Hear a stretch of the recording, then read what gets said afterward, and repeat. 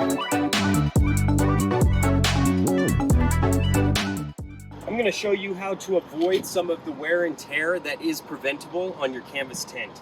First of all, we want to make sure that everything is put away properly. Our 13 by 92 pad should be vertical with our 21 by 92 horizontal pushed up against it. And as you can see in the back there, we have our half bed frame sandwiched in between our half bed pad. Same on the other side, although we're not double stacked over there. We just try and keep everything as flat and organized as possible. And as you can see, we have a few of the optional accessories in this trailer as well, all in a position that's not going to cause a problem.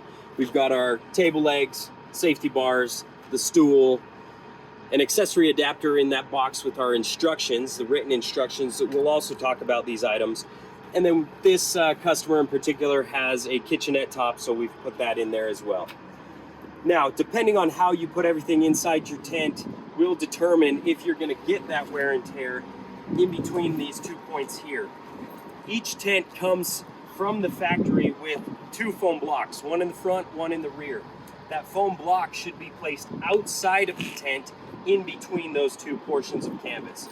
So we're going to pull that in tight, place the foam block, and then that is where that comes down.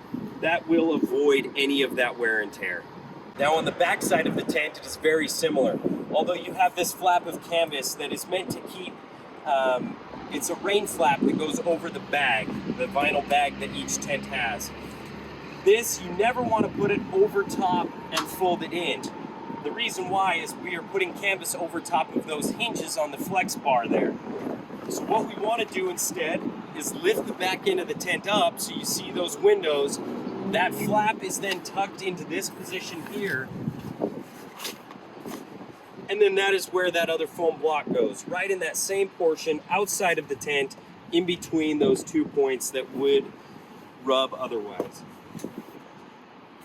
When we have everything folded, as you can tell, our hinges on the flex rod are all free of any canvas. This is important to prevent any of that wear and tear.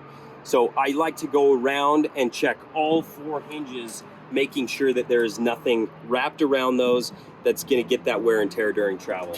And as you can see, that is where our foam block is sitting, right in between those 2 points that could get that wear and tear during travel.